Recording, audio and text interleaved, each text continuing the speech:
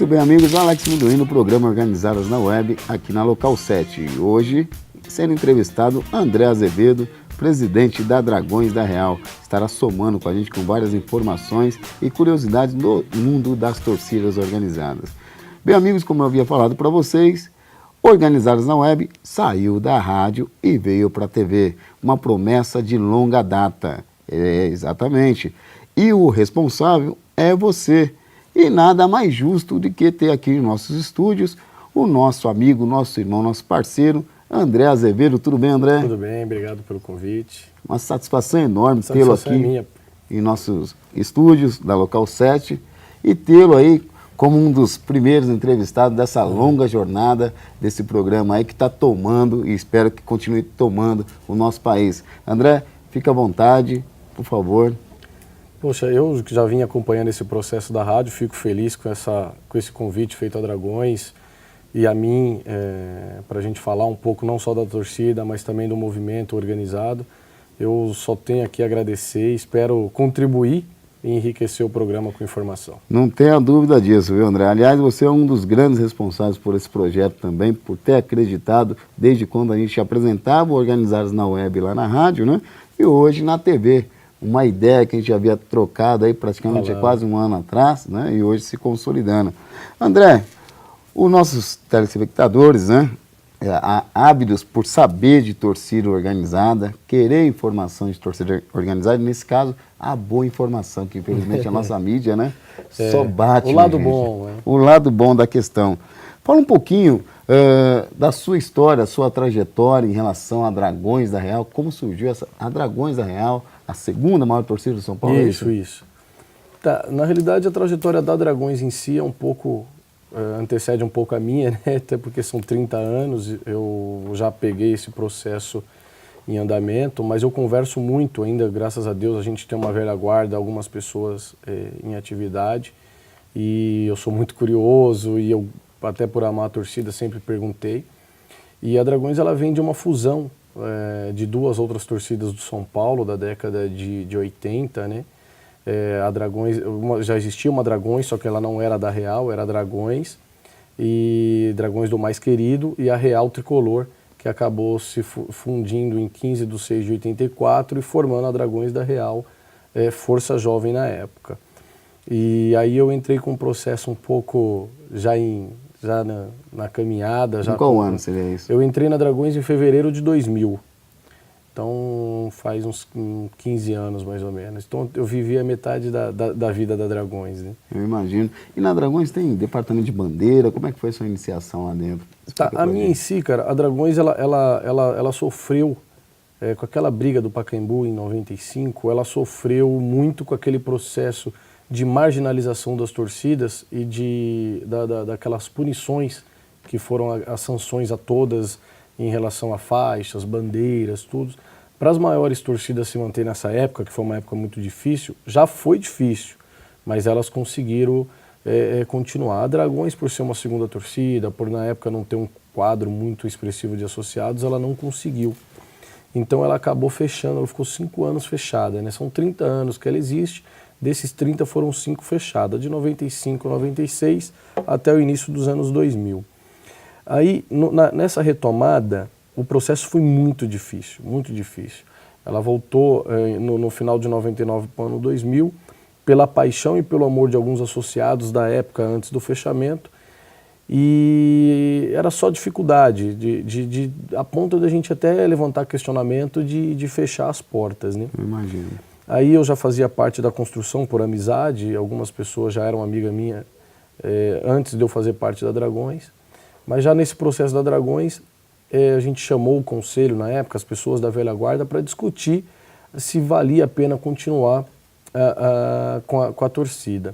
E aí eu já fazia parte da diretoria, a torcida, praticamente todos eram diretores, porque não existia componente, né? Então todo mundo que fazia parte do movimento tinha voz. Aí eu entrei, a gente chamou todos para discussão para ver se ia continuar. O presidente na época, que era o Hernani, já não queria continuar como presidente, porque era só pepino. Só pepino, né? E aí a gente colocou na mesa, a forma não foi nem democrática, porque não existia para votar, entendeu? Não tinha ninguém. E aí numa mesa, com umas 10, 15 pessoas, a gente fez uma rodada, você assume? Ah, não posso. Aí para outro, você assume? Não, agora não dá. E aí nessa transição de agora não dá, agora não posso, o César, que acabou acontecendo aquele episódio lá em Brasília, ele chegou para todos e falou assim, André, assume você. Eu falei, mas como assim? Não, assume você, vamos ver aí, vamos fugir um pouco do mesmo, vamos fazer um negocinho diferente e tal. Eu acabei aceitando e aí tô aí nessa caminhada, né? Perfeito, André. Fala para mim, o melhor momento teu quanto torcedor, enquanto participante e membro da Dragões da Real em relação ao São Paulo. Você se lembra, seu melhor momento em relação a um título, que seja? Na realidade, eu acho que a dor, às vezes, ela marca mais do que o amor, né? Entendo. E, tipo, não questionando outros clubes, outros times, o São Paulo é muito rico em história, muito rico em título. Não que não marque, mas eu acho que o que mais, assim, que hoje que eu tenho como uma referência de dor foi uma derrota de um jogo contra o Cruzeiro em 2000, pela Copa do Brasil, pela forma que foi construída, pela forma que o título estava na mão, tudo. Então foi um dos jogos assim que eu me lembro de ter chorado muito, mesmo. Ter marcado muito esse. E não é nem é engraçado que o São Paulo ao longo do tempo perdeu Libertadores, mas esse específico eu não sei te dizer porque foi o que mais me marcou. Perfeito, André. Uma das coisas que marca na sua característica quando líder de torcida e presidente da Dragões da Real é a sua luta em prol de todas as torcidas organizadas. Eu gostaria de voltar contigo no segundo bloco, que você enfatizasse um pouco essa luta, quando iniciou, qual está sendo o papel hoje, né, do André da Dragões e do André frente às torcidas organizadas, pode ser? Claro. Voltamos já com André Azevedo, presidente da Dragões da Real.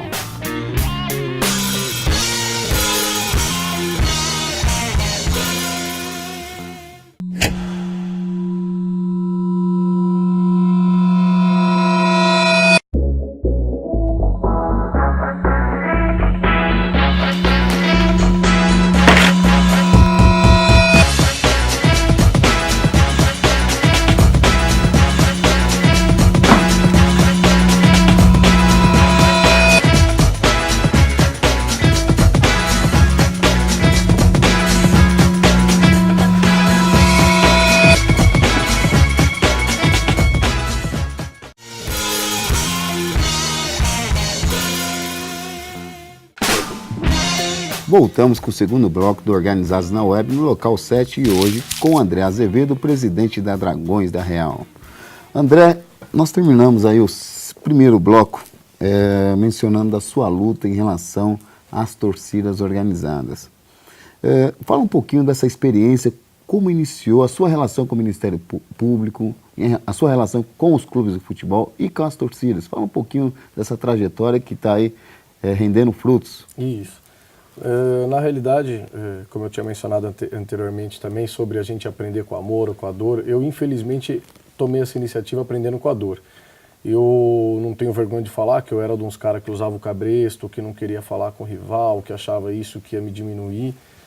E a morte do César em 2008 foi um divisor de águas para mim, entendeu? Eu acho que infelizmente eu precisei disso para ver que do outro lado, nas outras torcidas, nas outras organizadas, tinha gente tão boa quanto as pessoas que me envolviam na minha torcida. E aí, quando ele acabou falecendo, eu tentei fazer daquilo um mártir para as torcidas organizadas por ter partido até de um policial, de coisa, e eu, por um momento, achei que as torcidas iam comprar essa ideia e essa briga, que acabou não acontecendo, mas aquilo ali foi um alerta, que eu comecei a participar mais dessas causas, buscar mais algumas coisas desse tipo assim, para que casos como esse não voltassem a acontecer, e aí eu tô aí até hoje, né? Eu imagino, André. Parabéns pela luta. Qual a importância da torcida organizada para o jovem de periferia, para o jovem de classe média que curte futebol, que curte arquibancada? Na sua visão, qual é a importância? Muitas pessoas que não são filiadas à torcida organizada questionam muito essa resposta que eu vou dar, né? Amor não se mede, não que um torcedor organizado ame mais o clube do que um não organizado. Pelo contrário, eu acho que dentro da sua condição, dentro das suas opções de torcer, todo mundo tem o amor. Só que eu vejo a torcida organizada ela mais próxima do clube.